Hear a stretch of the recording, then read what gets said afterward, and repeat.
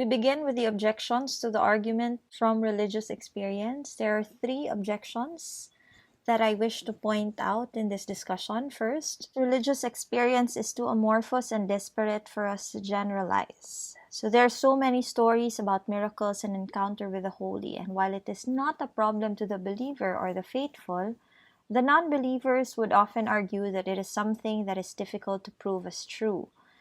These miracles even have become less interesting even to the faithful because of stories about these miracles eventually becoming a money-making venture. Now, the difficulty to prove these miracles affected at the same time the diversity of religions in the world and how these events are taken as a miracle or not, depending on your religion. Second, justification of belief in the veridicality of religious experience is circular. What this means is that our interpretation of religion is based on our belief, and our belief is based on our religion. Thus, how we view religious experiences is very much anchored on our own network and experience. We see an event as a miracle because it is what is taught in our religion, and these miracles strengthen our own religion.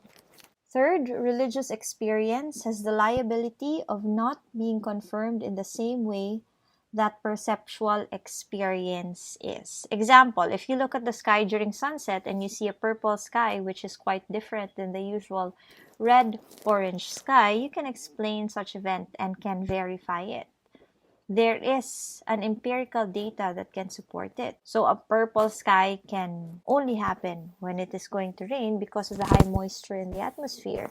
The water content creates the purple color in the sky. There is an explanation, and it can be verified by the actual rain that will happen. Next, we proceed to the objections to the ontological argument. Remember that ontological arguments are those derived from nothing but reason. One of the strongest critics to Saint Anselm of Canterbury is Immanuel Kant, and Kant's argument suggests that being is not a real predicate or a concept of something which could be added to the concept of a thing. When we say God is omnipotent, we are presenting 2 concepts, God and omnipotence. The is there only serves to posit the relationship between your predicate and your subject. However, when one says there is a God, there is no concept that stands in relation to God. In other words, Kant claimed that Anselm makes the mistake of treating existence or being as the first order predicate. Like, for example, when you say that the notebook is thick,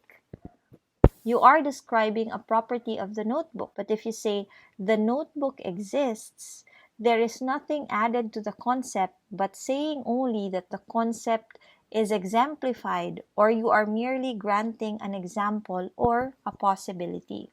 In Anselm's argument, existence is treated as a first-order predicate that adds something to the concept of an entity, making it great. Or like, for example, when we say a unicorn is a horse with horns. If we modify it with existence, it becomes an existing horse with horns. The second example exists by definition, but we cannot define a thing by definition alone. This is the point of Kant's argument. Although this argument of Kant is based on the first version of Anselm's ontological argument, and Saint Anselm further refined his discussion, and in order to address the issue of Kant, Anselm made sure that necessary existence is a property or a perfection.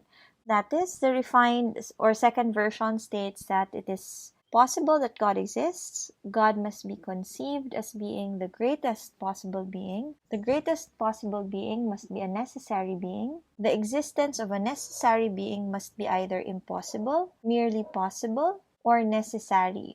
We exclude impossibility, for it cannot be impossible for a necessary being to exist. There is no contradiction in the concept of a necessary being, nor can it be a mere possibility, because such existence would be dependent, happenstance, and such a being could not be called God. Therefore, a necessary being necessarily exists. Therefore, or ergo, God exists. Now let us talk about the objections to the cosmological argument. Remember that cosmological argument is an argument which claims that the existence of God can be inferred from facts concerning causation, explanation, change, motion, contingency, dependency, or finitude with respect to the universe or some totality of objects. Further, all versions of the cosmological argument begin with the a posteriori assumption that the universe exists and that something outside the universe is required to explain its existence. I'm not going to provide an argument against cosmological argument because even science agrees that infinity is impossible, or an actual infinite number of events cannot exist, since a beginningless series of events entails an actual infinite number of things. And such isn't the case. So I will instead introduce what some philosophers believe to be the superior version of the cosmological argument. The argument from contingency by the English theologian and philosopher Samuel Clarke is grounded on a necessary being which is self-existing and independent and has the explanation of its existence in itself. Contingent beings, in contrast to a necessary being, do not have the reason for their existence, but is dependent on other beings. For example, I existed because of my mother because of my grandmother because of my great-grandparents. Now this cannot go on infinity, and so we eventually need a necessary being to whom such existence is dependent. Then finally, we go to the objections to the teleological argument. I will introduce you to Hume's critique and the Darwinian argument afterwards. And so we begin with Hume's critique.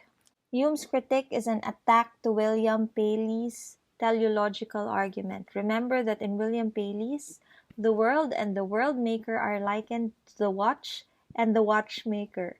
First, the universe is not sufficiently like the production of design to support the argument. But can a conclusion with any propriety be transferred from the parts to the whole?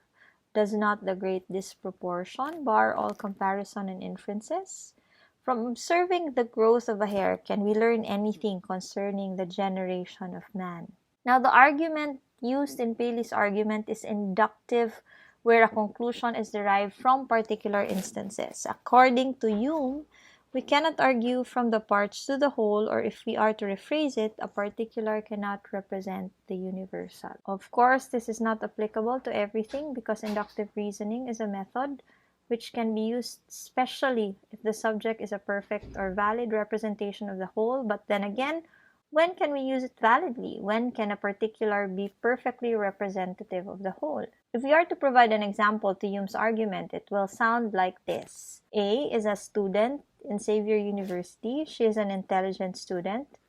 Is it therefore correct to assume that all students in XU are intelligent? Or for example, I observed that daisies in the Philippines are white. Is it correct to say that all daisies in the world are white? So the question here is, when can we legitimately reason or make a valid conclusion with reference to the parts? Second, the analogy fails because we have no other universe with which to compare our universe, which would be necessary in order to decide if the universe was designed or simply developed on its own. The theists would argue that Hume misses the point of the argument from analogy, as if the analogy comes close enough to what it is compared with the conclusion. For example, I see a leaf and I want to determine if it is an edible leaf. I note that it is the same shape, size, color as the other leaves which turn out to be edible.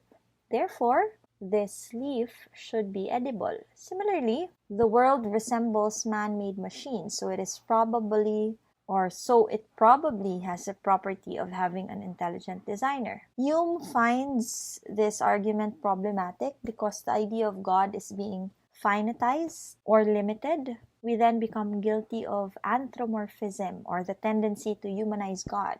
On the other hand, if we say that the universe is different from anything, just so we can save the infinity of God, the analogy also breaks down. Therefore, we have here the dilemma between anthropomorphism, where the analogy works but diminishes an infinite attribute of God, versus infinity, which leads us to a complete destruction of the analogy, as nothing can be compared to God and the universe.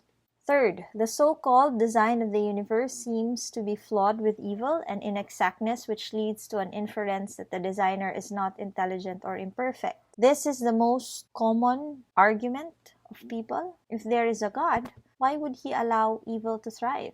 Now, it is important to note that Hume points out that the hypothesis of a designer is not completely useless, but it is just weak and uninformed. Finally, we discuss the Darwinian objection. The Darwinian evolution is probably one of the greatest arguments against the teleological argument or purposiveness of nature.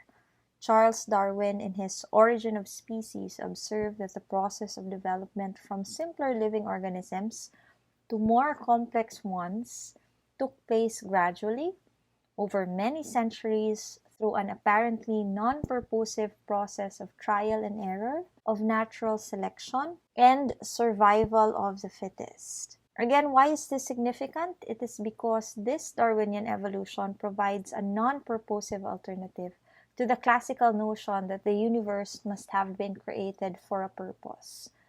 It is chance and the laws of nature which gives rise to the universe, and the humans as a rational being is just a result of chance and evolution. This, however, does not totally destroy the argument from design, since the theist can still argue that the process of natural selection is the way an ultimate designer is working out his purpose for the world. But what is so striking about this? These arguments can never answer the question, why is there something rather than nothing? Why does the universe exist? It is only the arguments for God's existence which provides a plausible explanation of the existence of the universe.